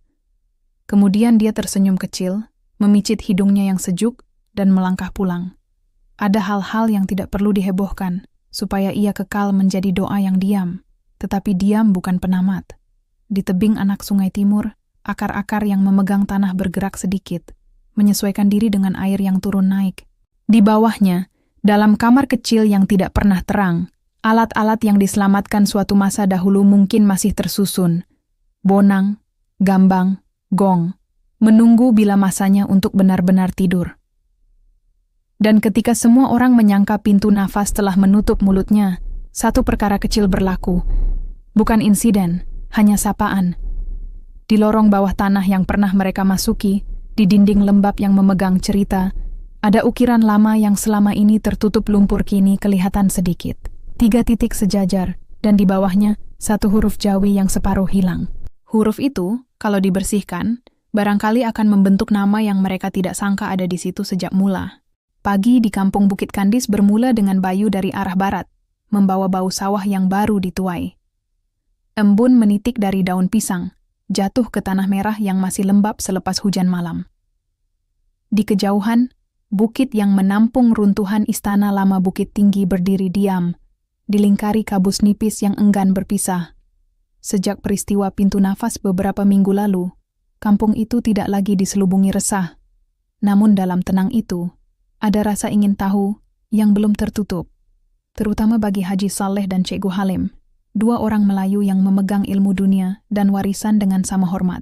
Cikgu Halim, guru sejarah Melayu di Sekolah Menengah Kuala Berang, datang pagi itu membawa satu gulungan kertas lama dalam plastik. "Saya jumpa semalam, Haji," katanya, menolak cermin matanya sedikit ke atas hidung. Dalam simpanan sekolah, di bahagian arsip yang dulu digunakan oleh penghulu-penghulu lama, ada catatan tentang Istana Bukit Tinggi. Tapi bukan catatan biasa. Ia ditulis oleh seorang hamba istana bernama Khatijah binti Abdul Jalil, sekitar tahun 1748. Haji Saleh, yang sudah bersarung kain pelikat dan berkopiah lusuh, mendengar dengan teliti. "Khatijah," ulangnya. "Nama itu pernah disebut dalam cerita arwah datuk aku." Katanya, seorang dayang istana yang pandai menulis Jawi dan tahu main gamelan. Dia salah seorang penjaga alat muzik tuh. Cikgu Halim mengangguk. Dalam catatan nih, dia tulis sesuatu tentang lorong bawah tanah tempat suara disimpan, dan ukiran tanda janji. Dia sebut, kalau istana terbakar, semua alat gamelan disorok di dalam lorong itu, bukan untuk diselamatkan semata-mata, tapi supaya suara tidak lari dari keturunan yang berhak. Ustaz Razali, imam muda kampung itu, menyertai mereka di serambi rumah Haji Saleh. "Maksudnya," katanya perlahan, "bukan alat itu yang berharga, tapi suara yang tinggal padanya." "Ya," sahut Cikgu Halim. Khatijah juga menulis bahwa suara gamelan Istana Terengganu pada waktu itu berasal dari satu salasilah istana lama. Dipercayai dibawa ke sini oleh rombongan Istana Riau Lingga pada zaman Sultan Zainal Abidin Aintur. Dari sinilah gamelan berkembang di Terengganu sebelum diangkat ke Pahang, dan kemudian ke Johor. Tapi, dia berhenti sebentar, menarik nafas. Dalam catatan terakhirnya, Khatijah menulis bahwa suara terakhir gamelan itu tidak sempat ditutup karena satu nyawa belum sempat memberi salam. Kata-kata itu membuat suasana serambi menjadi berat seketika. Haji Saleh tunduk, memegang hujung janggutnya. Ustaz Razali memandang ke arah bukit, di mana sinar matahari mula menembusi kabus. Itu maksudnya janji yang terikat sampai sekarang, katanya akhirnya. Menjelang zuhur, mereka bertiga, Haji Saleh, Cikgu Halim, dan Ustaz Razali, bersama 2 orang muda kampung, Hakim bin Ghazali dan Azim bin Abdul Rahman, menuju ke bukit. Jalan ke sana lembab dan sedikit licin, bunyi tanah berderap lembut di bawah tapak kaki. Angin membawa aroma daun buluh basah, dan di tepi laluan, sungai kecil mengalir, jernih dan perlahan. Tujuan mereka jelas, meneliti kembali lorong bawah tanah yang sebelum ini ditemukan di timur bukit, berhampiran pintu nafas. Cikgu Halim membawa lampu kepala dan buku nota, manakala Haji Saleh membawa bekas air yasin dan sehelai kain putih. Kalau betul ukiran yang kita nampak, tempo hari itu tanda janji, kata Ustaz Razali. Biarlah kita tahu siapa yang menulisnya. Kadang-kadang, sejarah dan roh bukan 2 hal berasingan. Ia cuma 2 sisi cermin yang sama. Lorong itu sempit dan lembab, namun udara di dalamnya tidak sepekat seperti dulu. Seolah-olah sejak peristiwa tahlil dan salam gelap dibaca di atas telapak putri, lorong itu menjadi lebih mesra kepada cahaya. Di dindingnya, lumut-lumut kering separuh memperlihatkan corak batu lama. Dan di satu bahagian dinding timur, betul-betul di bawah lekuk seperti lengkungan pintu, terdapat ukiran yang mereka lihat tempo hari. Kini lebih jelas, selepas beberapa hujan mencuci lumpurnya. 3 titik sejajar, dan di bawahnya, huruf Jawi yang separuh tertanggal.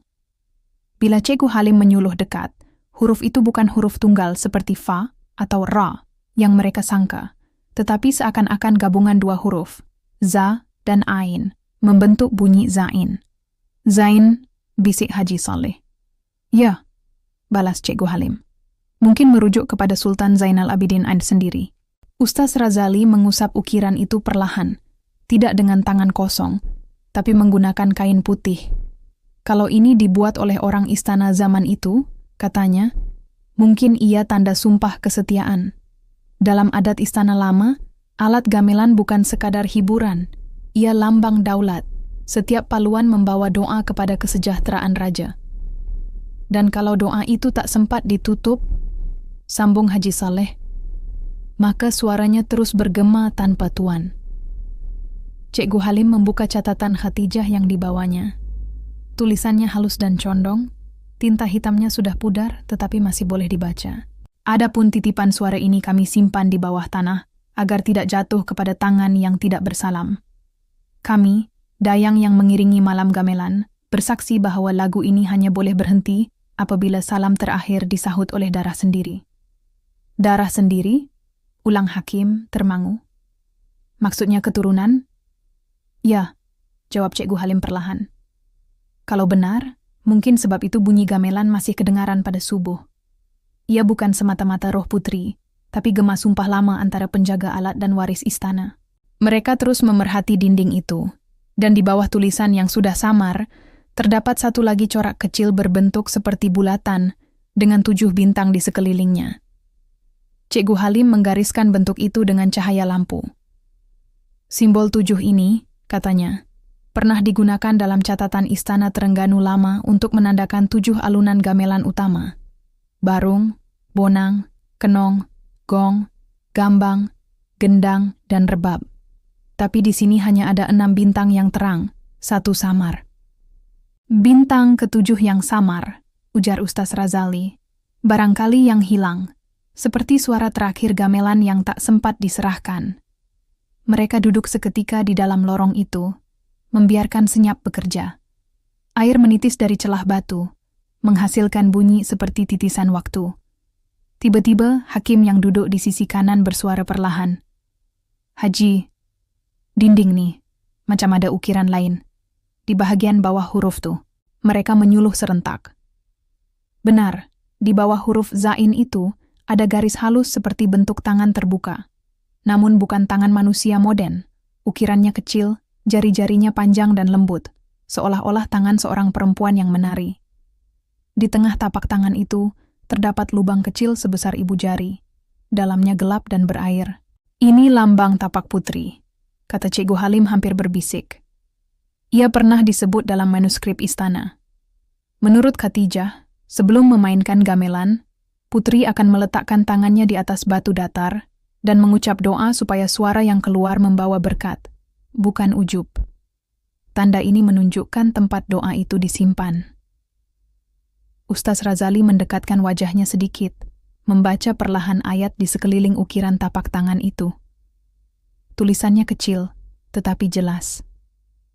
Jika tangan yang bukan darah sendiri menyentuh tanda ini, biarlah air menutup lidahnya. Haji Saleh menarik nafas dalam-dalam.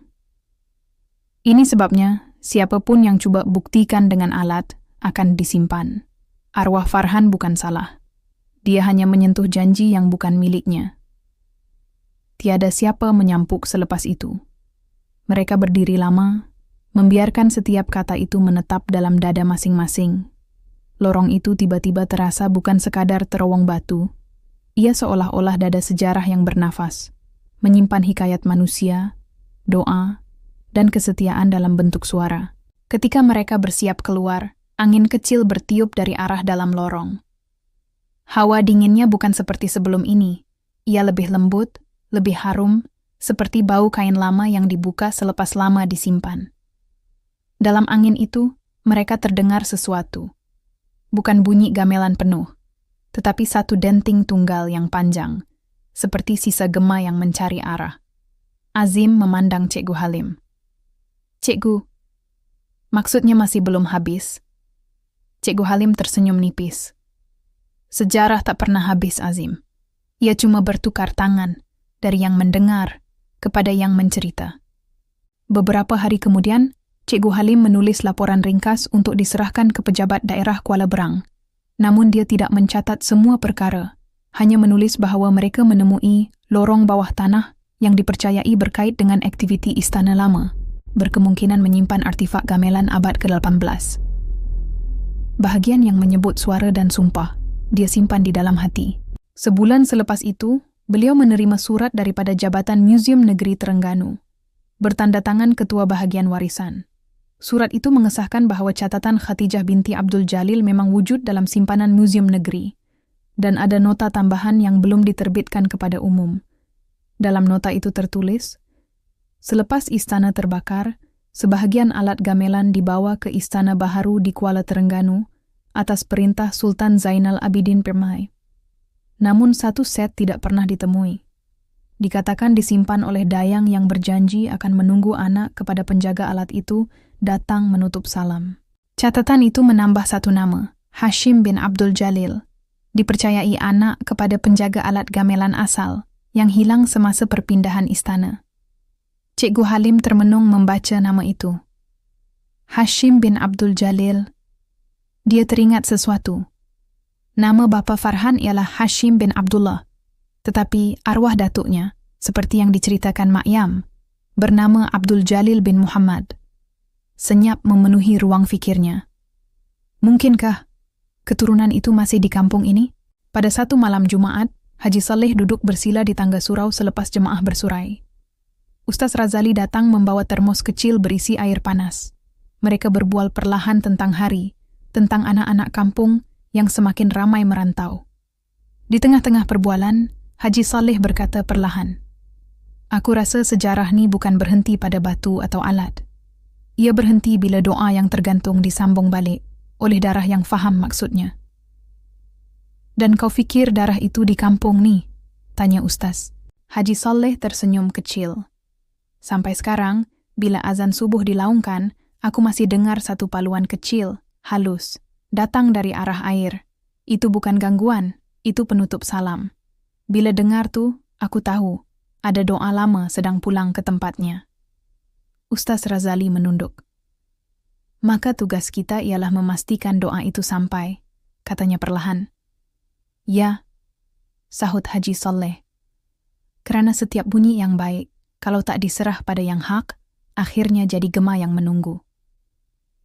Pagi berikutnya, di bawah sinar matahari yang baru menembus daun rambutan, Cikgu Halim menulis di halaman terakhir catatannya. Bunyi gamelan di waktu subuh bukan sekadar kisah mistik. Ia adalah sejarah yang menolak dilupakan. Di bawah bukit tinggi, bukan roh yang menangis, tetapi suara yang pernah membawa doa untuk raja, menunggu tangan yang beradab untuk menutupnya dengan salam. Dan pada waktu subuh itu, buat pertama kali selepas berminggu-minggu, tiada siapa mendengar paluan dari arah bukit. Yang kedengaran hanyalah suara azan Bilal Haji Rahim, jernih dan panjang, meluncur di udara basah, membawa satu makna yang hanya mereka yang pernah berdiri di hadapan pintu nafas akan faham, bahwa sejarah kadang-kadang memilih sunyi sebagai cara untuk berakhir.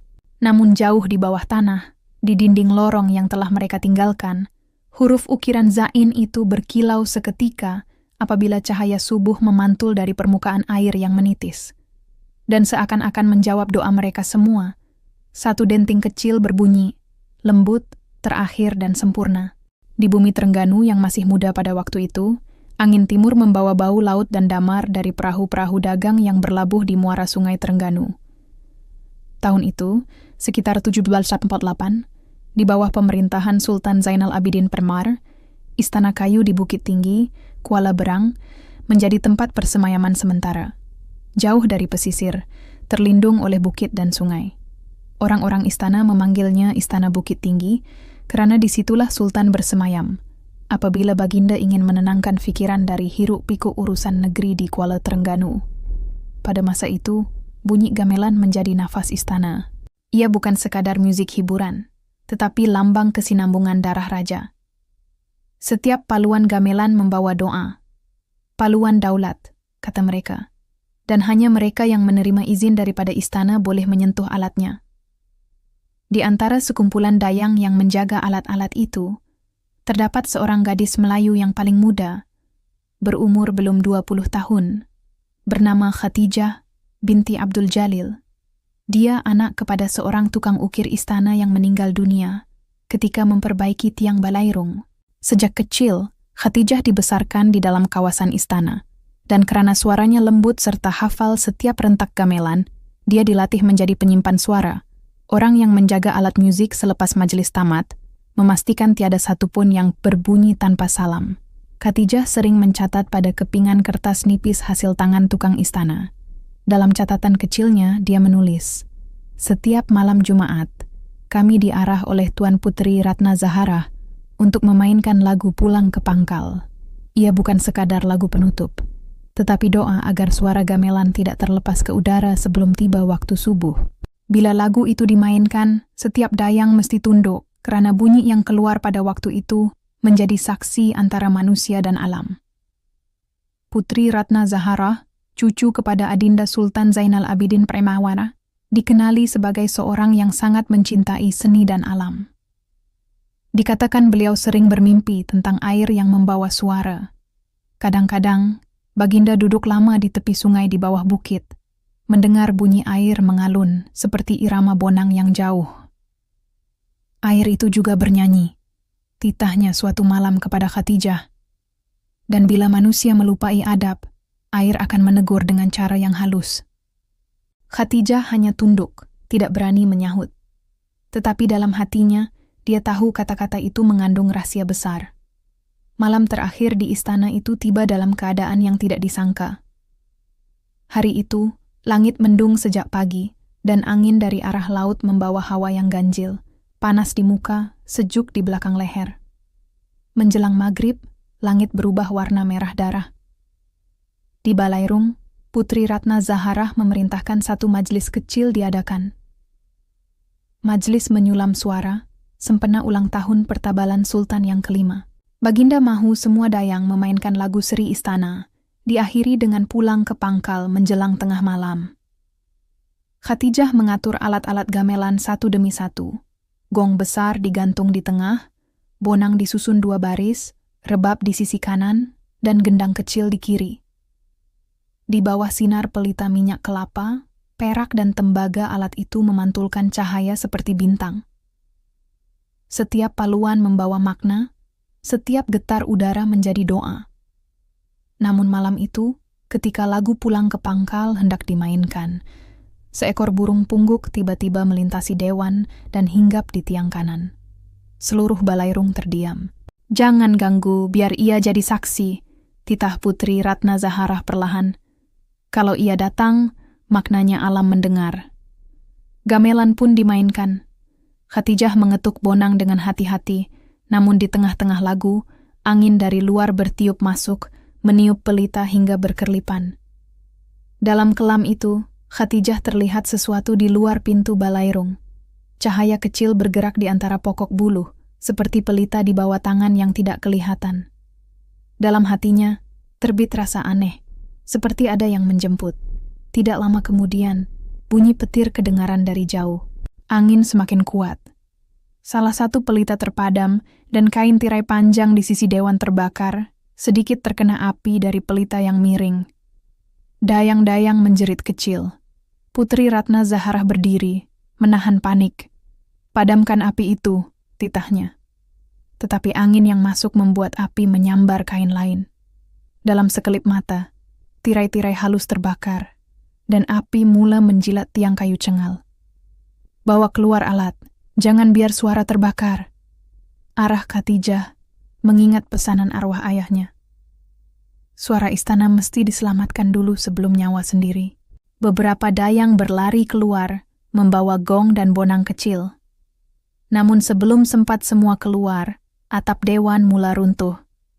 Khadijah menjerit kepada dayang lain, "Lalui lorong bawah, simpan suara di tempat doa." Mereka tahu maksudnya, lorong bawah tanah yang menyambung ke anak sungai, tempat alat gamelan disimpan selepas majelis besar. Khadijah berlari di hadapan, membawa satu bonang kecil di dadanya. Di belakang, api membakar langsir dan kayu. Bau damar dan kain terbakar bercampur menjadi asap yang memedihkan mata. Putri Ratna Zaharah masih di dalam, memeluk gendang perak kesayangannya, enggan keluar. "Suara belum selesai," katanya. "Kalau lagu belum tamat, doa tidak akan naik." Khadijah berpatah balik, menjerit memanggil. Tapi ketika dia hampir sampai ke tengah dewan, sebatang tiang besar runtuh, menutup jalan antara mereka. Khadijah terjatuh, tangannya tergores, namun dia masih menggenggam bonang kecil itu erat. Dengan sisa tenaga, dia berlari ke arah pintu kecil di belakang istana. Pintu menuju lorong bawah tanah. Lorong itu gelap dan sempit, hanya diterangi api kecil dari sumbu pelita yang dibawanya. Nafasnya sesak, namun dia terus berjalan. Setiap langkahnya bergema, setiap titisan air dari dinding seperti mengetuk masa. Akhirnya dia tiba di hujung lorong, ruang bulat, di mana batu datar telapak putri terletak. Disitulah selama ini doa dimainkan sebelum dan selepas majelis. Khadijah meletakkan bonang kecil itu di atas batu, kemudian duduk bersila di hadapannya. Tangannya menggigil, namun suaranya masih lembut. Dia mengetuk bonang itu 3 kali, dan berkata, "Ya Allah, jika suara ini membawa daulat, maka lindungilah ia dari api dunia. Jika aku tidak sempat menyampaikan salam, biarlah anak darahku suatu masa nanti menyambung janji ini." Air mata jatuh ke atas bonang. Suara halus keluar daripadanya, seolah-olah menjawab. Getarannya tidak berhenti, malah makin kuat. Tiba-tiba, dinding di hadapan retak sedikit, dan air dari anak sungai mula mengalir masuk, membasahi lantai. Dalam sinar samar, bayangan air memantulkan sesuatu.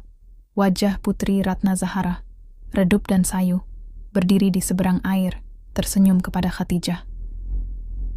"Jangan takut, Khadijah," bisik suara itu. "Suara ini akan disimpan di air. Bila masa datang, waris darahmu akan datang menutupnya. Hingga itu, biarlah ia terus bernyanyi pada subuh." Khadijah menunduk, meletakkan tangannya di atas batu. Ukiran kecil yang dibuat oleh ayahnya terukir di situ. 3 titik sejajar dan huruf Zain. Dia menekan tangannya di atasnya, meninggalkan bekas tapak tangan yang masih kekal hingga kini. "Bismillah," bisiknya. "Aku serah suara ini pada air." Air naik perlahan, menutup lantai, menyejukkan kaki dan bajunya yang terbakar. Pelita terpadam, dan lorong itu menjadi gelap sepenuhnya. Di atas permukaan air, hanya kelihatan bayangan Khadijah memegang bonang yang berkilau, sebelum semuanya tenggelam dalam cahaya yang redup. Selepas kebakaran itu, istana Bukit Tinggi tidak pernah dibina semula. Orang-orang istana berpindah ke Kuala Terengganu, Dan cerita tentang dayang bernama Khatijah menjadi bisik-bisik yang hanya disebut oleh orang tua pada malam-malam sunyi. Ada yang mengatakan jasadnya tidak ditemui karena dia berlalu bersama air.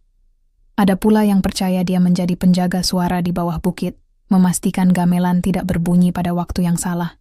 Beberapa tahun kemudian, ketika istana baharu dibina di tepi muara, alat gamelan dari Bukit Tinggi yang diselamatkan dimainkan semula di hadapan Sultan Zainal Abidin Armen. Lagu pertama yang dimainkan adalah Pulang ke Pangkal. Namun pada paluan ketiga, gong besar bergetar sendiri, tanpa sesiapa menyentuhnya.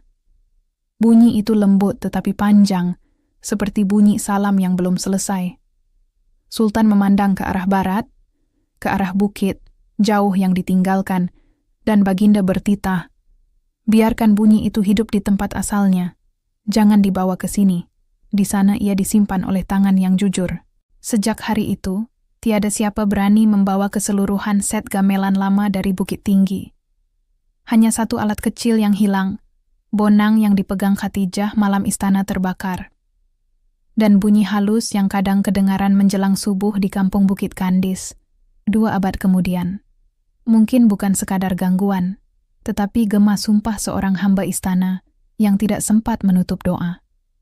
Catatan terakhir yang dipercayai ditulis oleh Khatijah sebelum istana terbakar, ditemui semula dalam tahun 1995 oleh Cikgu Halim, tersimpan dalam gulungan kertas yang hampir reput. "Aku, Khatijah binti Abdul Jalil, dayang penjaga suara istana Bukit Tinggi, menulis ini supaya yang datang kemudian tahu bahwa suara yang baik tidak mati, cuma berpindah kepada air. Bila waris darahku datang dengan hati bersih, suara ini akan berhenti dan aku akan tidur. Hingga itu, dengarlah gamelan di waktu subuh sebagai tanda aku masih menunggu salam." Dan di bawah tulisan itu, ada 3 titik sejajar, seperti tanda yang diukir di dinding lorong bawah tanah, menunggu 3 abad untuk difahami. Subuh menjelang di kampung Bukit Kandis, Kuala Berang. Kabus turun dari Bukit Tinggi seperti kain putih yang melurut perlahan dari tangan langit. Hujan renyai malam tadi telah berhenti, meninggalkan bau tanah yang segar, dan suara ayam jantan bersahutan dari setiap penjuru kampung. Namun pagi itu berbeza. Ada sesuatu yang terasa seperti menunggu untuk diselesaikan. Di serambi rumah Mak Yam, Cikgu Halim membaca semula helaian terakhir catatan Khatijah binti Abdul Jalil. Tulisan itu halus, tetapi tinta hitamnya masih jelas. "Jika janji belum tertutup, biarlah air menjadi saksi. Bila waktu yang benar datang, biarlah waris darah sendiri menamatkan lagu ini dengan salam."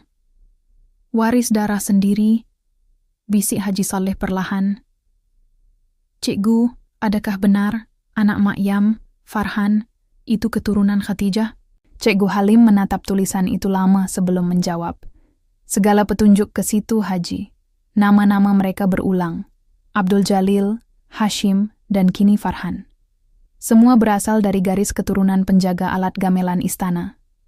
Mungkin inilah yang dimaksudkan dengan darah sendiri, yang akan menutup salam itu." Mak Yam, yang mendengar dari sisi, memeluk kain songket yang pernah dijumpai di surau. "Kalau begitu," katanya perlahan, "anak aku sudah pun menutup janji itu. Tapi kenapa aku masih rasa dia belum tenang?" Ustaz Razali, yang baru tiba dari surau selepas subuh, menyampuk dengan suara lembut.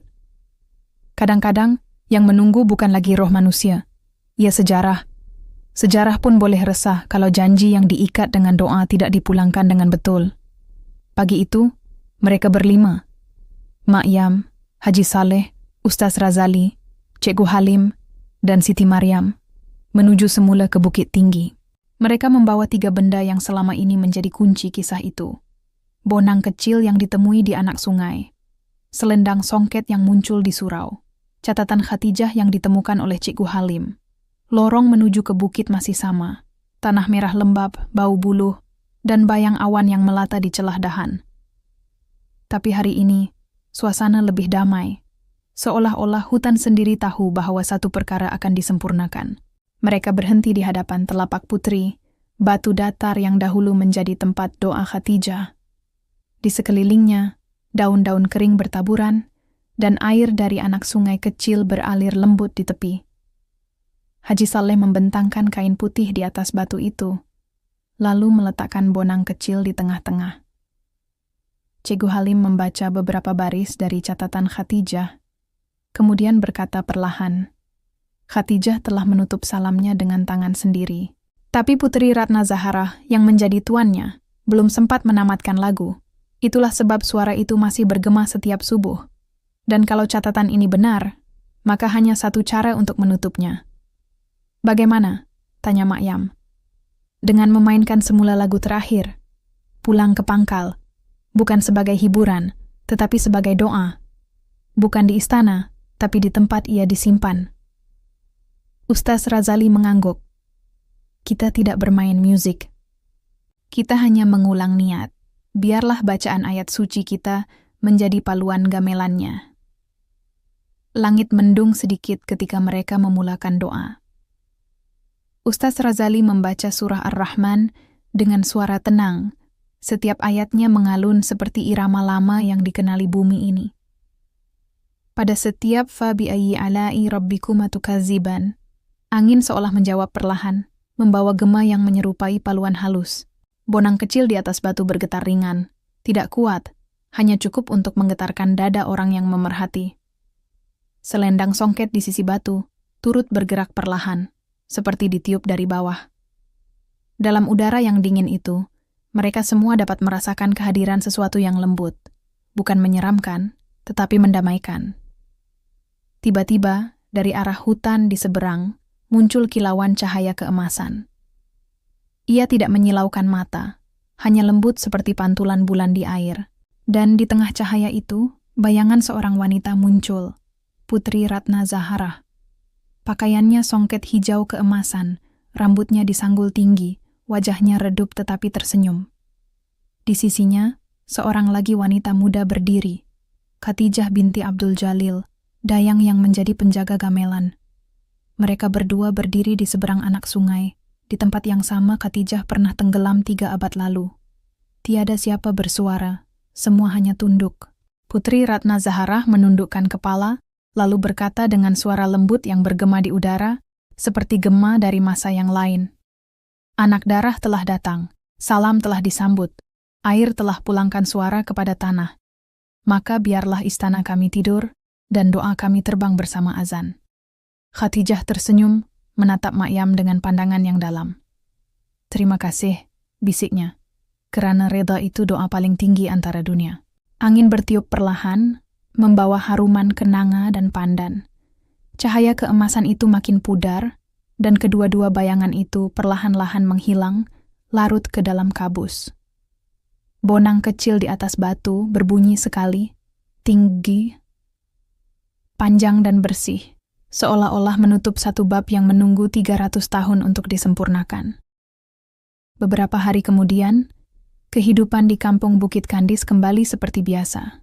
Sungai tenang, sawah menghijau, dan surau kembali riuh dengan anak-anak mengaji selepas maghrib.